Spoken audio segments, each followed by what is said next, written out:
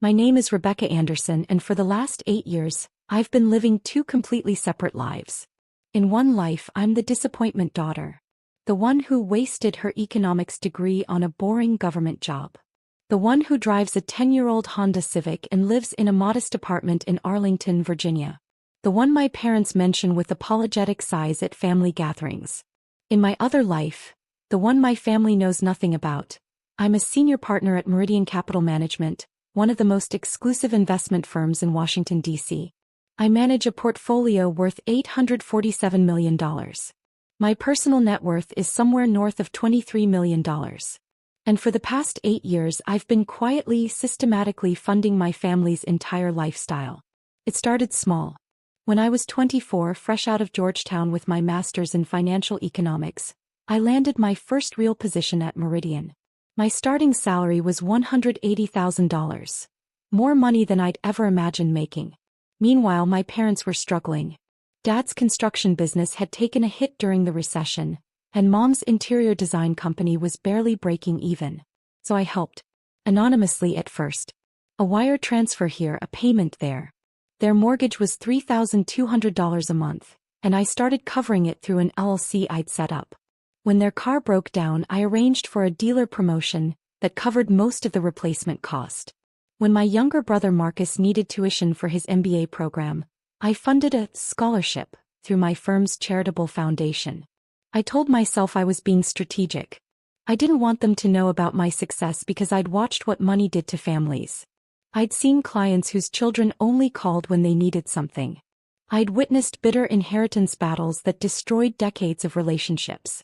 I wanted my family to love me, not for what I could provide. But there was another reason, one I didn't want to admit even to myself. I was testing them. Every time I visited in my old Honda, every time I wore clothes from Target, every time I mentioned my boring government spreadsheets, I was waiting to see if they'd value me without the money. I was waiting for them to ask about my life, my interests, my happiness. I was waiting for them to see me. They never did. Instead, the comparisons started. My older sister Jennifer had married a successful orthopedic surgeon. They lived in a McMansion in Bethesda, drove matching Tesla Model XS, and posted endless vacation photos from Santorini and Bali. At family dinners, Mom would show me Jennifer's Instagram like I hadn't already seen it. This is what success looks like, Rebecca. Jennifer made something of herself. My brother Marcus had used his MBA, the one I'd secretly funded, to land a position at a tech startup. When the company went public, he made $2.3 million. He bought a Porsche Taycan and a condo in Georgetown. Dad called him the family's success story right in front of me. I was the cautionary tale. The one who'd settled.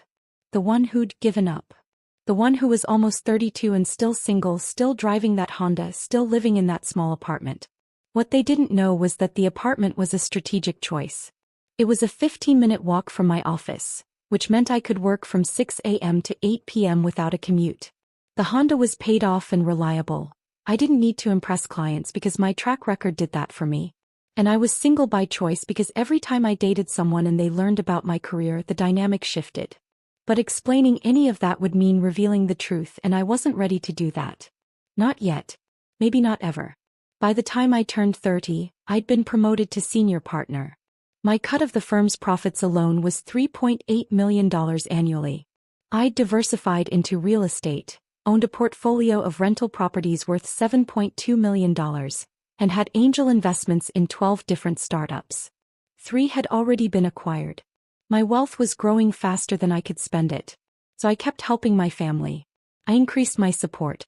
When Dad's construction business nearly went bankrupt in 2019, I arranged for a mysterious investor to inject $250,000 in capital through a shell company.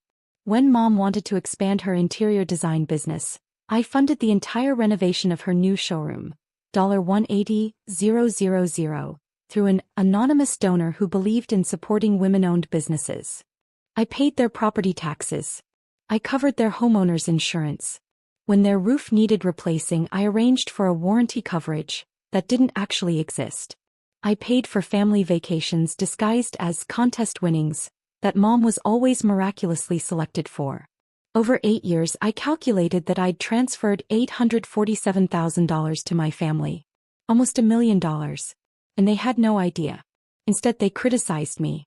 At Thanksgiving, Mom would sigh and say, "I wish you'd been more ambitious like your siblings." At Christmas, Dad would ask when I was going to get a real career with real money. At Easter, Jennifer would offer to help me with my resume, so I could finally move up. Marcus was the worst. He'd made his millions and suddenly became a finance expert. He'd lecture me about investment strategies I'd literally written white papers on.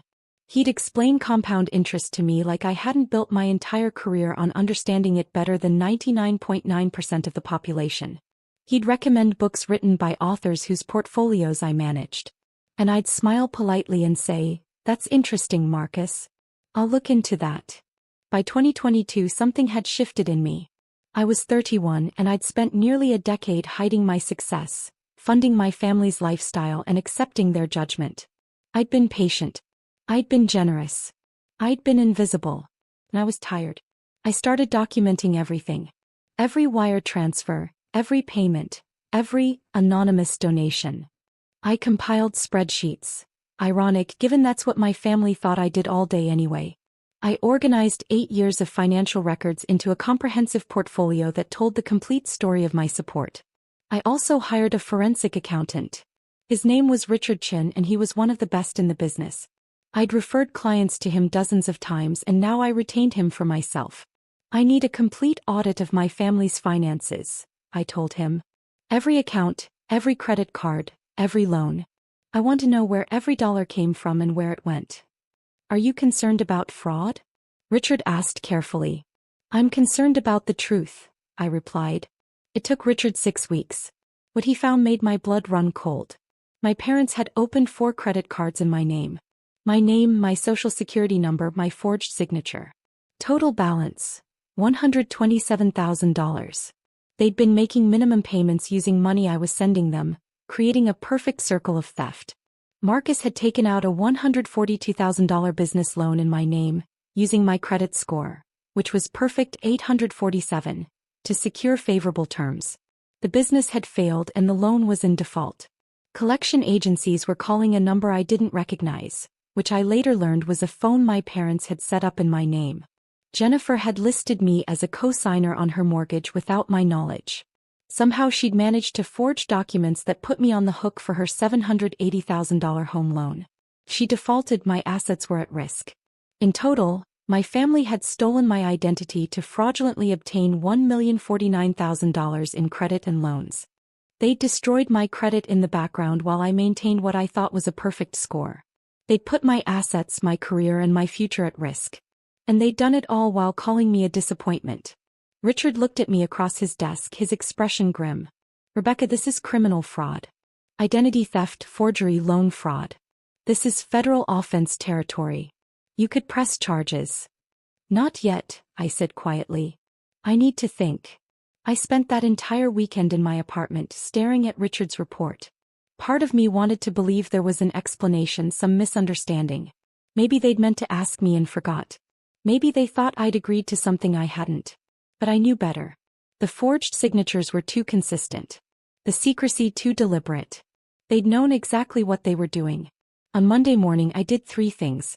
First, I contacted the credit bureaus and froze my credit. I filed fraud reports for every account I hadn't opened. I initiated disputes that would take months to resolve but would eventually clear my name. Second, I contacted an attorney who specialized in family law and financial crimes. I retained her on a $50,000 retainer and gave her Richard's complete report. "I want options," I told her. "All of them." Third, I set up a trust. I transferred $15 million of my assets into an irrevocable trust that my family could never touch no matter what happened. I protected myself. And then I waited. The explosion came 3 months later, in March 2023, at Jennifer's daughter's birthday party. It was one of those over-the-top events that Instagram influencers throw. A winter wonderland theme in Jennifer's backyard, complete with fake snow, ice sculptures, and a white pony for the kids to ride. The party cost at least $40,000. I knew because I understood event planning costs and every detail screamed expense. I arrived in my Honda wearing a sweater from J. Crew Factory. Jennifer greeted me at the door with a hug that felt performative, the kind you give when other guests are watching.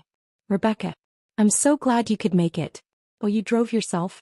I thought maybe you'd Uber since parking is tight, but I guess that's not in your budget, right? I smiled. The Honda fits fine. The party was full of Jennifer's friends, all of them in that upper-middle-class bubble where success is measured by visible consumption. The women compared their Cartier love bracelets. The men discussed their golf club memberships. The children wore designer clothes that cost more than my entire outfit. I found my parents holding court near the dessert table. Mom was telling a story about Jennifer's recent kitchen renovation. $95,000, all Viking and Sub-Zero appliances. Dad was laughing, his face flushed with pride. When Mom saw me, her expression shifted slightly. Not quite disappointment, but something close. The look you give someone you're vaguely embarrassed to be related to. Rebecca, honey. You look comfortable. Thanks, Mom. Jennifer was just telling us about her promotion. She's now the head of nursing at Johns Hopkins. Isn't that wonderful? That's great, Jen. Marcus arrived late, pulling up in his Porsche with a roar that turned heads. He bounded over to our group, all energy and confidence. Sorry I'm late. Client meeting ran long. You know how it is when you're closing a major deal. He didn't know how it was. I closed deals worth more than his annual salary every single week. But I nodded politely. The afternoon progressed. I watched my family in their element, surrounded by the wealth and success they'd built. Much of it unknowingly on the foundation I'd provided.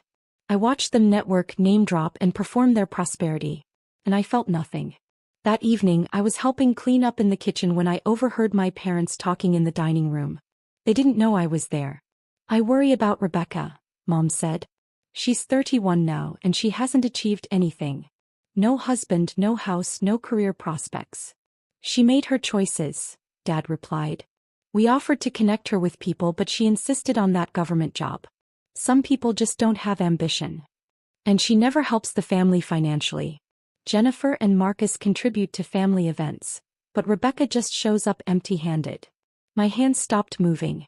I stood frozen, holding a stack of plates, listening to my mother describe me as someone who never helps financially.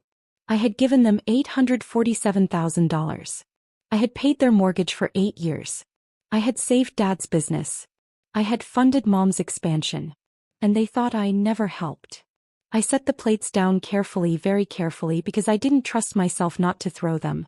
I walked out of the house without saying goodbye. I sat in my Honda in Jennifer's driveway for 20 minutes, my hands shaking on the steering wheel. This was the moment I'd been avoiding for 8 years. The moment when I had to decide. Do I keep hiding? Do I keep funding their lifestyle while they judge mine? Do I keep being invisible? Or do I step into the light? I drove home and spent the entire night reviewing Richard's forensic report, my attorney's analysis, and my own financial records. I compiled everything into a comprehensive document that told the complete story. My secret success, my years of support, and their financial fraud. On Monday morning, I called a meeting with my attorney, Sarah Martinez. I'm ready, I told her. I want to cut off all support, file fraud charges, and protect my assets completely. Sarah nodded. This will destroy your relationship with your family. You understand that? They destroyed it first. I'm just making it official. We spent the next 2 weeks preparing. Sarah filed fraud reports with federal authorities. We documented everything for potential criminal prosecution. Though I told Sarah I wanted that as leverage, not my first choice. I wanted the option to press charges, but I wanted them to face consequences through other means first. I contacted my bank and set up a meeting with my relationship manager. I need to cancel all automatic transfers to these accounts, I said, handing her a list. Effective immediately. These have been running for 8 years, Ms. Anderson? Yes. They're ending now. May I ask why? Just for our records. They're no longer needed, I said simply. I also contacted my LLC administrator and dissolved the shell companies I'd used to fund my parents' business and Mom's showroom. I withdrew from every trust, every anonymous donation, every scholarship fund. Finally, I did the hardest thing. I withdrew the $847,000 trust I'd established for my parents' retirement. They didn't know about it. It was my backup plan, my safety net for them when they got older. I'd been planning to surprise them with it someday. Now I moved every dollar into my own protected accounts. By the end of the second week, I dismantled 8 years of financial support in 14 days. Every payment, every donation, every safety net, gone. And then I waited for them to notice. It took 72 hours. On Thursday evening, I was at my apartment reviewing briefing documents for a Friday meeting when my phone rang. Mom's name lit up the screen. I let it ring twice before answering. Hello.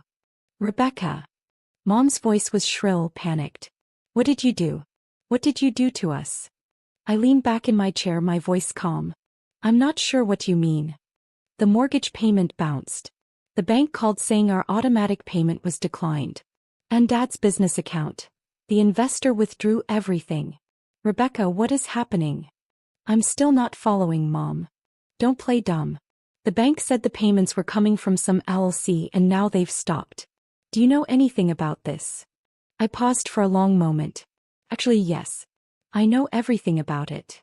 Silence on the other end. Mom, do you remember the conversation I overheard at Jennifer's party? About how I never help financially? What? You told Dad I never contribute to the family. That I show up empty-handed. That I have no ambition and no success. Rebecca, I didn't mean. Let me tell you what I've actually been doing for the past 8 years. My voice was steel now. I've paid your mortgage. Every single month. $3,200 76 times. That's $307,200. I've paid your property taxes. Your homeowner's insurance. Your utility bills. I've covered car repairs, medical copays, and vacation packages you thought you won. I heard her breathing, rapid and shallow. When Dad's business nearly went bankrupt, I invested $250,000 to save it. When you wanted to expand your showroom, I paid the entire $180,000 cost. I've funded family events, birthday parties, and Christmas gifts. Over 8 years, I've given this family $847,000. That's not possible. You don't have that kind of money. Actually, Mom, I'm a senior partner at Meridian Capital Management. I manage a portfolio worth $847 million. My personal net worth is $23 million. I've been successful beyond anything you imagined. I just chose not to tell you. Another silence, longer this time. But why would you hide that from us? Because I wanted to know if you'd value me without it. And I got my answer at Jennifer's party. You don't value me. You're embarrassed by me. You think I'm a disappointment. Rebecca, no. Also, Mom, I hired a forensic accountant. Should I tell you what he found? I heard her breath catch. 4 credit cards in my name that I didn't open. Balance. $127,000. A business loan Marcus took out using my identity. $142,000. And Jennifer's mortgage, which lists me as a co-signer on forged documents. $780,000. In total, my family committed $1,049,000 in identity fraud against me. We were going to tell you. You committed federal crimes. Identity theft, loan fraud, forgery. I have documentation of everything. My attorney has already filed initial fraud reports. Would you like to know what the penalties are for identity theft? Rebecca, please. We're family. Family. I laughed and it sounded bitter even to me. Family doesn't steal. Family doesn't forge signatures. Family doesn't commit fraud and then call the victim a disappointment. What do you want? I don't want anything, Mom. I've already taken everything back. Every payment is canceled. Every trust is dissolved. Every anonymous donation has ended. You're on your own now. You can't do this to us. The mortgage is due in 2 weeks. Then I suggest you pay it. You're both employed. You have income. Figure it out the way everyone else does. But we can't afford. You could afford it before I started helping. You can afford it again now. Rebecca, please. Let's talk about this. Come to dinner this weekend and we'll... No. What? I said no, Mom. I'm done. Done hiding, done helping, and done being your disappointment daughter while secretly funding your lifestyle. Your father needs to talk to you. Put him on. There was fumbling, muffled conversation. Then Dad's voice, tight with anger. Rebecca, your mother is very upset. I don't know what you think you're doing, but this is unacceptable. What's unacceptable, Dad, is that you committed identity theft.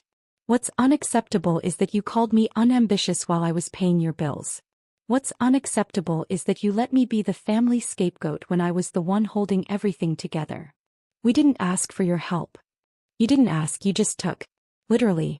You opened credit cards in my name. You forged my signature. You stole my identity and destroyed my credit while I was actively giving you hundreds of thousands of dollars. We had no choice. We were drowning. You had choices, Dad. You could have asked me for help. You could have valued me instead of judging me. You could have treated me like a daughter instead of a disappointment. This is emotional manipulation. No, Dad. This is consequences. You committed crimes and I'm protecting myself. I've already moved all my assets into protected trusts. I've filed fraud reports. And I've retained an attorney who specializes in financial crimes. If I choose to press charges, you're looking at federal prison time. You wouldn't do that to your own family. Try me. My voice was ice. You have two options. Option 1. You confess to the fraud, work with credit bureaus to clear my name, and accept full responsibility for the debts you created. You do this quietly and completely. Option 2. I press charges and you deal with federal prosecutors. Choose wisely. The line went quiet except for Dad's heavy breathing. And Dad, one more thing. That text you sent me last month, you're selfish and dead to me. I replied, okay. I meant it. Unless you make this right, we're done. All of us. I hung up. My hands were shaking, but this time it was from relief, not anger. 8 years of silence ended in one 15-minute phone call. My phone immediately started ringing again. I declined the call. It rang again. Declined. Text messages started flooding in. Mom, Dad, then Jennifer, then Marcus. I turned my phone to do not disturb and poured myself a glass of wine. I'd done it. I'd stepped into the light. The next 72 hours were chaos. My phone logged 147 missed calls from various family members. My voicemail filled up completely. Text messages came in desperate waves. Mom, please call me. We need to talk about this. We can fix this. Dad, you're being unreasonable. We're your family. Jennifer, what is Mom talking about? She says you've been secretly rich? This is insane. Marcus, you need to calm down and think rationally. Whatever Mom and Dad did, we can work it out. I responded to none of them. Instead, I focused on work. I had a major client presentation on Friday. A $340 million portfolio restructuring for a tech executive. I delivered it flawlessly, closed the deal, and earned Meridian a $4.8 million management fee. My boss, Catherine Chin, pulled me aside afterward. Rebecca, that was exceptional work. The client specifically requested you continue as lead manager. Thank you, Catherine. You seem different lately. More present. Is everything okay? I smiled. Everything is better than it's been in years. On Saturday, the first real consequence hit my family. Dad's construction business had been surviving on the capital I'd injected in 2019. When I withdrew my investment, pulled out through my LLC, the business account dropped from $180,000 to $12,000 overnight. They had ongoing projects, payroll due, and vendor payments scheduled. Dad called suppliers to ask for extended payment terms. They refused. He tried to get a business line of credit, but his credit score, destroyed by the fraudulent loans he'd taken, meant denials everywhere. By Monday, he had to lay off half his crew. Mom's interior design business faced similar problems. The showroom renovation I'd funded had been her big expansion move. Now the lease payment was due, $8,500 a month, and she didn't have the client base to support it. The anonymous donor who'd paid for everything had disappeared. She called 3 times on Monday alone. I didn't answer. On Tuesday, Jennifer showed up at my apartment. I watched her through the peephole, deciding whether to open the door. She was wearing Lululemon and holding a Starbucks cup, her face tight with stress. I opened the door. We need to talk, Jennifer said, pushing past me into the apartment. Hello to you too, Jen. She spun around and I saw she'd been crying. Is it true? Everything Mom told me? You've been secretly rich this whole time. I've been successful, yes. And you've been paying for everything? For years. Yes. Why didn't you tell us? I stared at her. Why didn't I tell the family that constantly judged me, pitted me, and treated me like a failure? Why didn't I reveal my success to the people who called me unambitious? Gee, Jen, I wonder. That's not fair. You put me as a co-signer on your mortgage without my knowledge. You forged documents that made me financially liable for your $780,000 house. How is that fair? Her face crumpled. I didn't think you'd find out. And we needed someone with good credit. So you committed fraud. It's not like that. Jennifer, that's exactly what it is. You falsified legal documents. You put my assets at risk. And you did it while looking down on me for driving a Honda. She sank onto my couch, crying harder now. I didn't know. About your job, your money, any of it.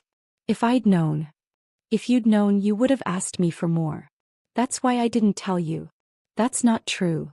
Isn't it? You're here right now asking me to help Mom and Dad, aren't you? She went quiet. Jen, I loved you all enough to support you in secret. I gave you nearly $1 million over 8 years. I asked for nothing in return except, I don't know, basic respect? The benefit of the doubt? And I couldn't even get that. What do you want us to do? Take responsibility. Confess to the fraud. Clear my name. Accept the consequences of your choices. But Mom and Dad's businesses are not my problem anymore. She left 20 minutes later, still crying. 3 weeks after my phone call with Mom, my attorney Sarah called. Rebecca, your parents' attorney reached out. They want to negotiate a settlement. No settlement. We discussed this. They confess to the fraud and clear my name or I press charges. They're offering to pay back the fraudulent accounts in monthly installments. Sarah, they don't have the money to pay it back. They can barely cover their mortgage now that I'm not funding it. This is a stalling tactic. What do you want me to tell them?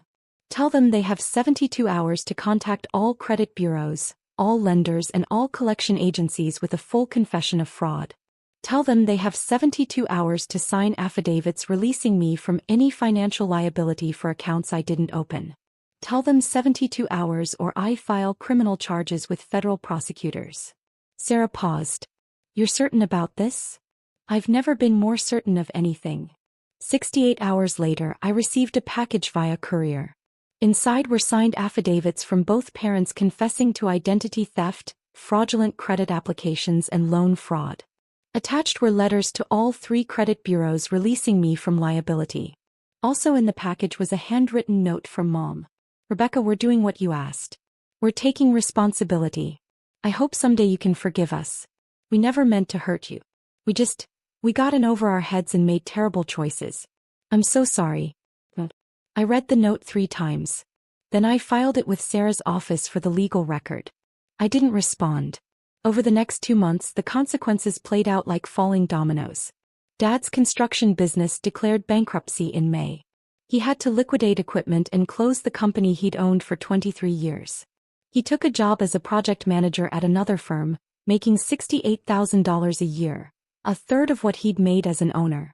Mom downsized her showroom, moving to a smaller space with a lease she could afford. She let go of her assistant and went back to being a one-woman operation. Her income dropped from $140,000 a year to about $60,000. They had to refinance their house, taking a higher interest rate due to their damaged credit.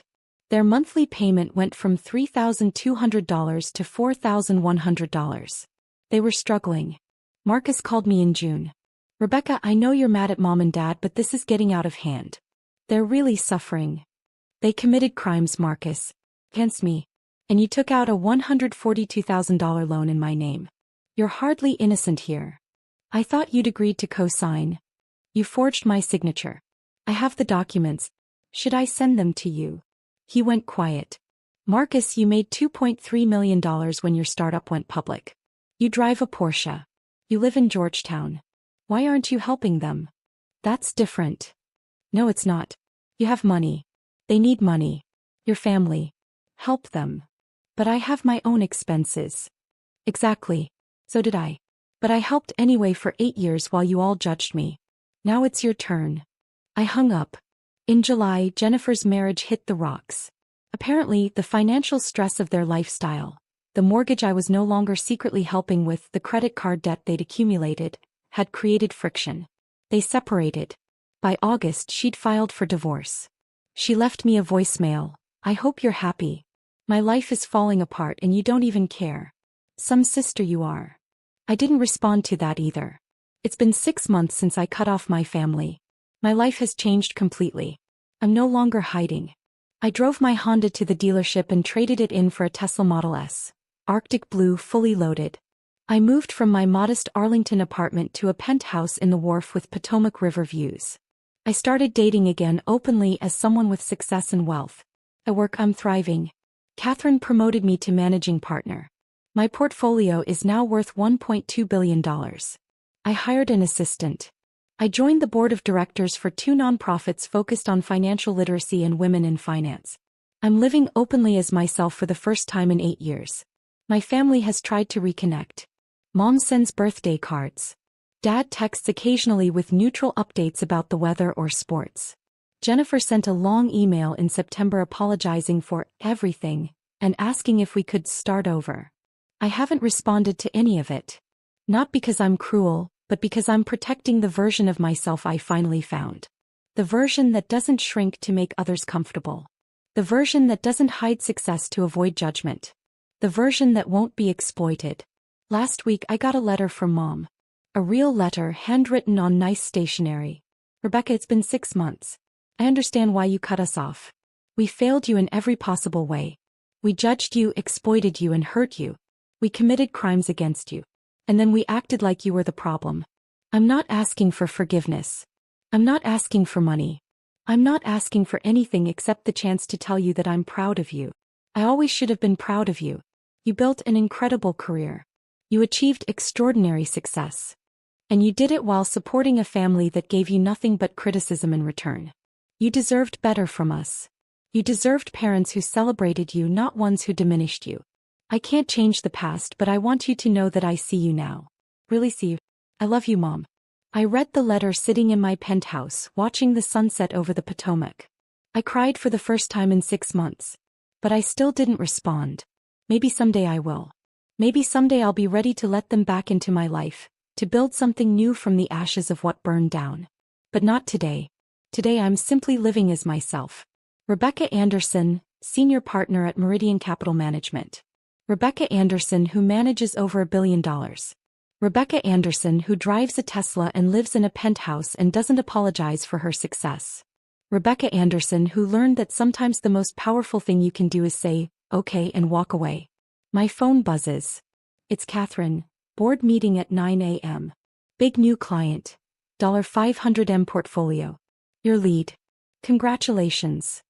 I smile and text back, I'll be there. I pour myself a glass of wine and stand at the floor-to-ceiling windows, looking out at the city lights. Somewhere out there, my family is struggling with consequences they created. Somewhere out there, they're learning that actions have cost. And somewhere in here, in this penthouse I earned, in this life I built, in this success I no longer hide, I'm finally free. My dad texted, "You're selfish and dead to me." I replied, okay. And I've never been more at peace.